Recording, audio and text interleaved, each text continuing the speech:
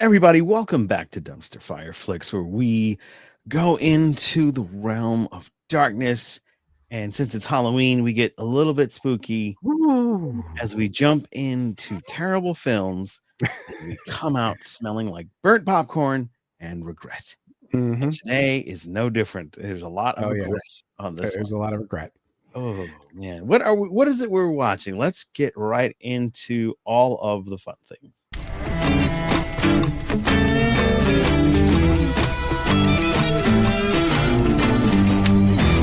Yeah, my friend, what did you force me to regretfully watch this week? Well, first, for instance, was Halloween. There was so much to choose from, but I chose a classic called Sleepaway Camp. I believe it was released in 1983. Story revolves around two cousins who go to a camp, and suddenly people start to mysteriously get murdered. Friday the 13th, and there is a insane twist at the end of who is revealed to be the murderer. But essentially, that is the nutshell of what the movie is. This movie goes batshit crazy from reel one. So yeah, I like as soon as it starts off with the two kids playing with their dad. I thought, yes, and dad. it was the dad, right? And so they're playing with their dad, and in a lake, in a boat, right, in a boat, and then like these campers, I thought, since it was called Sleepaway Camp, go and there's what is it, water skiing? They're water skiing, right. And one of them is a girl who's being pulled behind by water skis, and the two idiots in the boat are a horny guy and a girl, and the girl's like, let me drive, and he's like, no, I'm gonna get in trouble if I do, and she's like, come on, and he's like, okay, and gives it pretty quickly and pretty easily, really easily. Yeah, how they hit them is insane to me, because it's just so they're playing. Go ahead. Yeah, they're playing in the water. The boat tips over because they're going to horse, their horse playing there. And then she gets in the boat. She's going straight to the shore. Like it's not like, oh, I'm going all over the place and accidentally hit. No, she's like on a suicide mission at one point in this one, because she just goes straight to the shore and just kills one kid and the father, while the girl in the water skis is suddenly in knee-high water going, you killed him, no, like, not like I'm in the middle of the lake after the boat has like stopped and I'm just floating. No, like literally it looks like you're kneeling down in water doing your horrible acting. What bugged me out about that is like the body of the dad kind of floats by, no blood. Like the way that the thing went down is like, did his face get squished? Like, it's not like they didn't have budget to make, because they went all in some parts in this. Some parts went all in. There is a Stephen Fetchit character that really bothers me as a half black man. I'm just like, why do they got to make the black guy like this? You know who that is though? That black man? Hold on, let me go back. I'll give you a clue.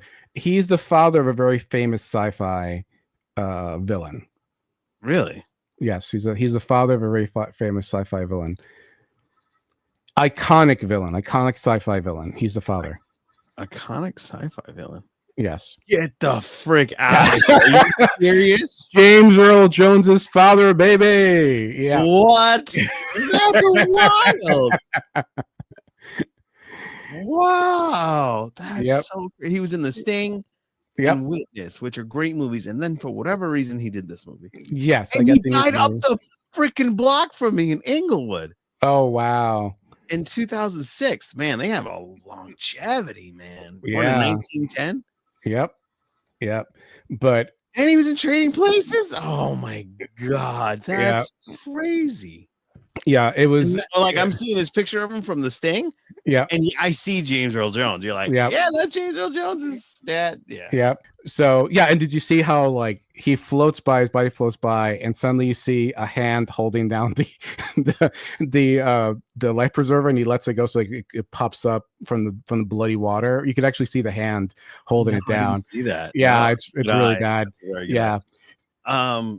It was bugged out because like, the next thing you know, you got this, and I guess it's because it's the 80s, and like go to the sleepaway camp, and they're setting up everything. And like they got this doctor mom that's like, insane woman. Yeah, she's just, oh man, creepy. Like she bothered me more than this. She really did. Yeah, she bothered me more than anything else in this movie. Even the deaths, like Yeah, they weren't like Friday the 13th over the top, like he just grabs her and pops her head off or anything like that. But they were pretty. The makeup was insane. Yeah, the makeup was really good. Yeah, that's you can see that's where all the money went to, because that sleepaway camp looked like shit. But the acting was also shit.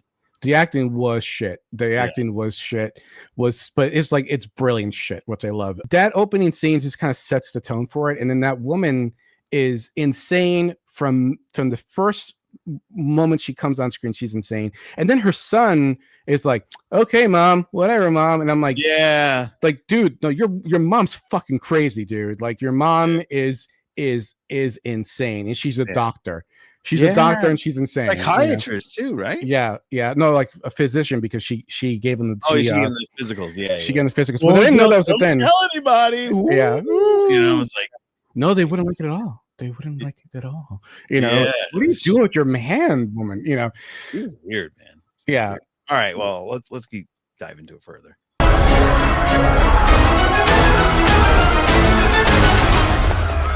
Well, how bad was it? It was bad. It was awful. It was brilliantly bad. It was amazingly bad. It was the bad that you just go, yeah. It's one of those bads that I kind of enjoyed watching it. I told you this is why I made this show for you. Yeah, because it was like, you know what? This is a lot better than anything else he's ever put me on to. This is, I mean, Godzilla, you know, when I was a kid, woo, but when I get older, it's like, oh, that was dumb. Turtles 3, same, you know, I never saw Turtles 3, so it was like, oh, okay. And then I was like, no, this isn't so good. But like, what was it? The one with Ice Cube? War of the Worlds. Awful. Just awful. Yeah. And then what was the other one? There's another one that was awful. Gymkata, we actually have that one on deck to do that we've done. No, but there was another one that was just like, oh god. The Happening. Oh man, I wanted to make sure I never saw that movie again, and here I am. I was like, oh, this is a one and done. And then here we go. No, you want to do a terrible movie show? Sure. I won't have to watch The Happening ever again. Yeah. Sure, no, you're The Happening. I went, no. Yeah. But this one, like, it was so stupid, campy. Like, for instance, there's a lot of stuff that's just really messed up. Like, the campers go in, and the little girls for whatever reason in the kitchen with the pervert. Yeah. When the kids that was really uncomfortable. Yeah. It was so uncomfortable. It was like, this was way before Me Too movement. Yeah. And I just wanted to like get that guy myself. He's like, oh, it's if they're young, it's fine. I was like, I just wanted to like go on the screen and start. Yeah. And I was like, man, I hope this guy's not if this guy's not the killer, I hope he's like a first victim. And I got what I wanted. There you go. You got it.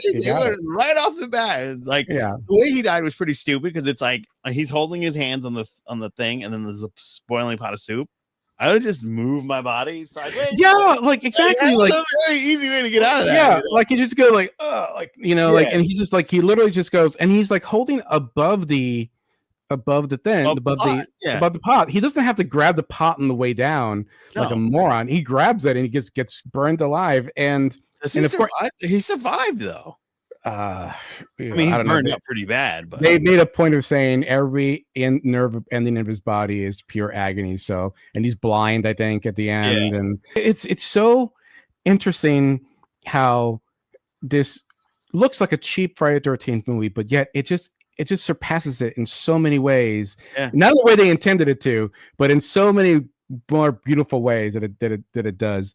And I don't know, man. Like apparently this cost $350,000. Really? Yeah, they most of it spent on James Earl Jones's dad. Yeah, they went over budget after 5 days. Had to draw out their storyboards, which is why you see the leaves. It's supposed to be summer camp. It goes into fall because like they got stuck doing that back and forth, trying to get money, going back and forth. So the two kids go to camp, and it is the most homoerotic camp. Like, what are these kids wearing? The camp counselor, I can see his. I can just blatantly people make fun of David Bowie in Labyrinth. No, you could see everything for this guy. Like he's like wearing with a mullet, and he's like wearing stuff. I just go, what are you wearing? The best I can think of is probably the guy, because he's a bodybuilder, because he even has a shirt that says bodybuilder on it.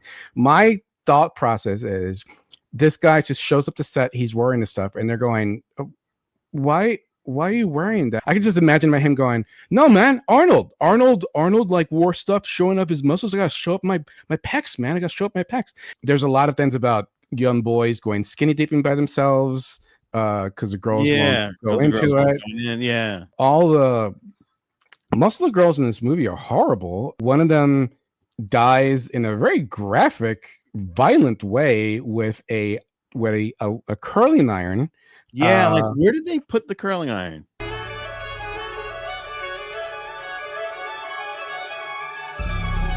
Where you think, right?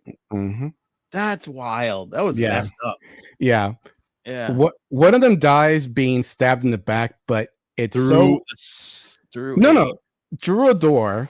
Yeah. You know, but then a shower. It's through the shower. How shitty was that shower? No, not just that, but then she just backs up into the knife. Like it's not like they're like she's like being stabbed. She's like they're like going like that, like straight exactly. down. Like you couldn't just like open the curtains just like that. That would have been fine, but no. But they do go in the curtain and they just wash the knife. They wash the knife, yeah. Which is like, okay. Basically, the movie is trying to set up the fact that the male cousin is the killer, because he is very protective of the girl. Yeah, that's the switch. That's the red herring, basically. Red herring, yeah. And the girl who dies by the tire iron, apparently that was his ex-girlfriend who doesn't want to be with him anymore because she got slutty, because she got boobs and Michael got slutty, and she is just basically completely just going after his cousin for no goddamn reason whatsoever. She keeps going in. Yeah, and then like the female counselor who's suddenly her bestie is also on top. Like at one point shakes the poor kid because she won't go into the water. And why don't you shower with the rest of the girls? And that way, like, hold on. Yeah. And then that girl that gets stabbed, she's hitting on the 70-year-old camp she was owner. Trying to hook up with the camp owner. It was like, but then again, this is the 1980s. He's probably 45. We age differently now. I'll be 45 next year. I don't look like that, but that guy was probably 45 at the time. So Owen Hughes was the second, actually, that's his name. That was his only film role. The cousin, he's the Artie, the creepy chef. Oh yeah, well yeah, I wouldn't imagine he would get much work after that. Well, not roles that he would like to have anyway. But he was an avid reader. He was big on reading. Really? And, yeah, he was reading most of the time they filmed this movie. So I find that to be pretty interesting. Felicia Rose, Angela, the main character, the cousin, she's got a humongous career. Yeah, this was her first role, and she's been a celebrity since then. 13.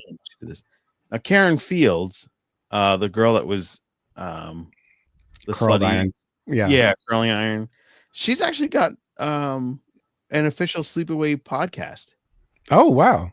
Yeah, they did a Sleepaway Camp documentary that she started, and like a short sentence of podcast. So she also did a short called Judy in 2014, and maybe you should reach out and interview her, because the acting was, I mean, you could tell there's a bunch of kids. Yeah, I mean, they were all kids. They were all actual kids in that film. Normally they would have like 20-year-olds pretend to be teenagers. No, they actually did have actual teenagers in that film. But so the camp owner died right after this movie. I can imagine. No, for real. Oh, for real? Yeah, the actor. Oh, wow. Yeah, he died right. He was born in 1922, died 1983. And this was his last film. This is his last film, yeah.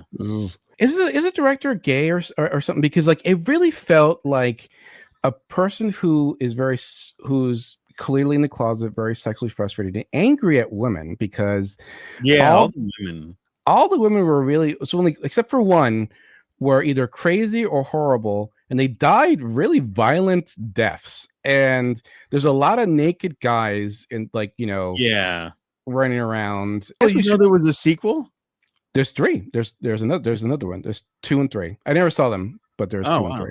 Well, we Yeah, gotta watch them. we should. No, so he was straight. Apparently, so the director's Robert Hitzlit. Mm-hmm. Hit Hiltzik. I don't Okay. know. It's very hard to pronounce. He was born in the 50s, and he wrote and produced Sleepaway Camp, 1983, Sleepaway Camp, and Return to Sleepaway Camp, 2008. He's been married to Michelle Tatoa-san since 1982, and they have 3 children. Wow. Yeah. I'm glad he worked out his issues because there was a lot. It felt like a lot of personal stuff. I hated. Like I caught the reveal once they kissed. Oh, like really? Yeah. Once they kissed, I was like, oh, I know what's happening here. Oh, because, wow. Because they had the little red flags throughout the whole thing, and I was like, I don't like this because I believe trans rights are human rights, and I felt like they made this protagonist a but see, I don't believe that the person that the character was. So basically, guys, reveals that basically that the girl in the movie is actually the boy from the beginning of the movie, because the aunt, who's insane, says she always wanted a girl and forced the protagonist to be dressed as a girl and pretend to be a girl, right? So I don't really think she's I don't really think she's trans. I think he's gay. And I think he's very messed up in the head after witnessing your father's death and being forced by an adult to be a woman when that's not your sexual identity. So I don't think it's trans. I don't know, like the way the face was at the end, it was like yeah, and the noise, the character. I was like, why are we making that? Was very that was. I didn't like those choices at all. I mean, it's the 80s. Unfortunately, people were really ignorant back then. But like, I don't really believe it's. I mean, I'm all for trans rights. Don't get me wrong. I just don't believe this specifically was I've seen worse. I mean, there's an episode of Ally McBeal, which I felt was incredibly disrespectful toward trans persons, where they made it into a joke. But I don't like that either. Yeah, with this one, I don't really feel it was really anti-trans. I felt like it was very sexually fucked up. I felt that the character I felt bad for the character because the character was clearly a gay boy who not only is he coming to terms with sexuality, but also he has all this freaking trauma and a monster, trying to turn him into up his identity as a gender, and of course he goes insane. He's completely insane because he is in love with this other kid. Right. It's very clear. I got that it was clear that he was in love. And they had good chemistry too, which I was like, they were the best actors out of this movie. They were the cousin and then those two. I mean, the aunt really portrayed her part where she was crazy because she was clearly crazy. Yeah, she was nuts. She did a good job, but like everybody else is like phoning it in. Yeah. I think the only part that I felt like was I felt really kind of uncomfortable with was when they were showing that her father's gay and that the man at the beach was his boyfriend who witnessed him die. And they're showing the kids in a flashback pointing toward the father and his boyfriend in bed, kind of like being tempted for each other as it's like a joke. And it's like supposed to be disturbing. And I was like, that really makes me feel uncomfortable because I felt like, they actually seem to me like an actual decent couple. I mean, they take the kids to the camp. They're very loving to the kids, so to do that, I felt like that felt like really kind of like, I don't like this. There's a few things. Well, the stuff that was that was tough. It started off hard for me. He did way too much of a good job acting as that character. He really did. I'm not saying he's like that. I'm just saying he's a very good actor. Unfortunately, he did too much of a good job. He did so much of a good job. He stopped acting. It's like everybody thinks I'm a stopped acting altogether. Poor guy. Owen, if you're still with us, reach out. We'd love to talk to you. Yeah, man. For a movie that I was expecting to really, really hate, I was like, because it was very campy and like the acting was pretty lousy. The way they structured everything else and the reveal at the end, which was like probably shocking at that time for me, like, so what? Like that's no reason to. But I really think that I don't want to say drop the ball, but they stumbled on something that could have been really cool and kind of went left to, I don't know Yeah. why, but do that reveal. It was like the big deal. Oh, Yeah. and like the way they set it up with like the crazy aunt, like, I always wanted a daughter, so now you're known as Angela. Because Angela. Pete. it It's makes like, what? yeah. You know what I mean? Yeah. Angela, I think that means angel. I'm like, no shit, woman. Like, Yeah, dear Lord. I'm sure it does. She was creepy. She I was think she should be incredibly the creepy. serial killer. Like, well, then they would have had Friday the 13th, the first one, then, if that was the case, because Yeah. But it was the yeah, aunt, not the mom. it was the aunt. Yeah, exactly. So special effects, I gotta say, the makeup was really good. I mean, Yeah, the some of makeup was those. great. Like how Owen looked, like when he was all jacked up with the. Ironically, I'm going to show you guys because I think it's hilarious that Owen Hughes, the guy who played Artie, the real creep Mhm. in the beginning, his IMDb page. I'm assuming that's because it's his only movie, but Mhm. like legit, there he is. His profile picture Oh is my the one god. shot of him getting burned up.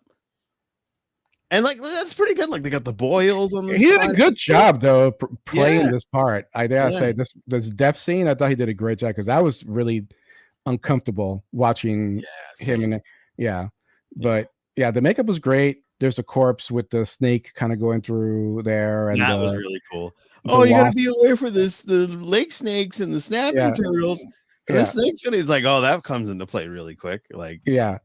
Yeah, and then at one point you can tell it's a continuity error because the cop in the beginning has a big mustache, and right, and then it doesn't. at Yeah, the end they have tape, like really yeah. bad fake mustache tape on them. You can see the So, difference. Yeah. but that kitchen looked disgusting. I mean, the flies It should on look the. right. They kept swatting flies. That was gross. Mhm, The owner was like, everybody gets a raise. You get $50. You guys get 15 extra a week. All right. mhm, It's yeah, like we're just gonna cover up everything. And it's like, yeah, oh my god, like it was like the Jim Jordan camp. You know what I mean? yeah. Everybody she kills, in a certain way, kind of had it coming in her mind, right? Right. Because Mhm. they were assholes, they were bullies. Yeah. The little kids, man. The Right. little kids died at the end. She like massacres them.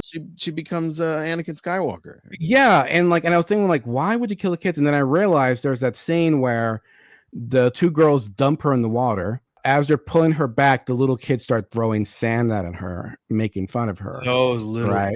bastards. So now they deserve to die. And I was like, Yes. Jesus Christ. It was pretty brutal. It was Yeah. pretty brutal. All the And deaths are pretty brutal. All right, so we got to ask the question: where did you tap out? That's it, I'm done. what Well, did you tap out, Joe? I actually didn't tap out. Me neither. This is pretty something. Yeah, it went by quick. It was every time you felt like, I don't know, there's something else insane pops up, like somebody in short shorts, or Yeah. somebody has a dumb line about getting boobs. It just flew really quickly. Right. The uncomfortable parts that I found problematic, they kind of went by pretty quickly too. So yeah, I didn't tap out at all. This was like a great movie. Bad movie. No. You can't say this is a great movie. This is a shitty movie. It's a shitty movie. I It's didn't so bad tap it's out. great movie. It's better than a lot of the other shit we made me watch. Yes. It's way better than The Happening. I think they should take notes. Mm-hmm. But I didn't tap out at all. If you want to watch a campy summer camp slasher, check it out. It's not bad, not awful. Yeah. What It's bad. Other than the girl, the cousin, what other character kind of stood out to you? James Earl Jones' dad, you said you didn't like though James Earl Jones' dad. Though. No, I didn't. He stood out because he was almost step and fetch it, which I couldn't stand. It's like, why are you doing this? And I know it's a director's choice, but like he was just like, I want to get paid, man. Like, give me some money. Yeah. And the slutty girlfriend. Okay. For me was definitely Silly Girlfriend, because she started out subtle acting, and then like halfway through it was like, it's like the actress went like, I know what I'm in. I'm just gonna ham it up all the way. Like, you gave me a bigger role, now I'm just gonna ham it up even more. It was like watching an inflatable doll go up into like campy acting. I don't think I can ever get the image of that guy, the good male camp counselor who was wearing these insane outfits, which I was The real buff one. Yeah, the real buff one that was wearing. Like, you could see his because like he was wearing shorts and a mullet. It's like every chance he got, he had to wear short shorts to kind of show off his ass or his. As for where this movie falls in my top tier David movie system, so my top tier David movie system is you have tier 1, tier 2, tier 3, and tier 4, tier 5. Tier 1 would be I would call beginner tier, which is basically movies that you get to watch, you don't really feel bad about, you enjoy in a certain way. So like Madam Web, Craven. Tier 2 as I find the sweet spot, which is, movies like Samurai Cop, The Room, iconic movies that you can quote forever, that you can watch over and over again. And yeah, they're bad, but you still have a good time with them. And then tier 3 is when it starts getting tough, where you get things like the Star Wars Holiday Special, Troll 2, Highlander 2, any version. We went over that in one of our best episodes. And then, most watched. Yep. Yeah. And tier 4 is what I like to call the Neil Breen tier. Neil Breen is our new generation's Ed Wood. He's an artiste. He is brilliant. He's amazing. He makes movies that you go, I don't know what's going on here. I just have to go to experience. And unfortunately, these are the movies where you really have to tap out very seriously. You can make a game of how long can you one not tap out for. And of course, so then basically you have those movies like, the Neil Breen movies, Ed Wood, Blood Rain, Movie Bowl, movies like that. And then Birdemic, of course. And then finally, the tier 5 is pure shit movies that have no redeeming quality whatsoever, such as War of the Worlds, Cats the Musical, the Ice Cube version, and Cats the Musical, and of course, Joe's favorite movie, Ang Lee's the Hulk. And for this movie, I'm putting it straight on tier 2. I had a ball. This is a great movie. Definitely a good Halloween movie to watch. If you want to watch a bad movie. Exactly. Yeah, no, totally agree. And there we go. Summer camp, man. Summer's right around the corner. A whole 8 months away as we dive into Halloween. There was a Halloween movie that I think we should watch. Okay. I know it's going to be November when we do it, but I think Halloween 3 is ass. And I think we okay. Not Halloween 2, Halloween 3. Halloween 3. I love Halloween 2. I love 1 and 2. 1, 2, 4, 5, and then it kind of like goes bananas. But yeah, Halloween 3. Okay. Well, everybody, thanks for hanging out with us. We really appreciate it. Thank you for sticking with us this whole time. You really took us a far way to go through summer camp together. And you know what? You should subscribe. And if you subscribe and you really enjoy it, you should think about becoming a channel member for a very low price. We're cheap hoes. You can get us just like the girl in Sleepaway Camp. We'll kiss anybody for good enough money. And if you become a channel member, you get access to all the stuff early and many other perks, custom stickers that you can post in the chat, and so much more. And if you don't want to spend the money but want to help us out, which would be greatly appreciated, please like, share, and subscribe. And when you subscribe, hype us. Yeah, hype us up. Whoop, whoop, hype us. Yeah, hyping us does a lot. And share the hype with your friends and tell them to hype us too. When you subscribe, ring the bell because it'll alert you when we're dropping another doozy. Boop, boop, boop. Until next time. See you guys.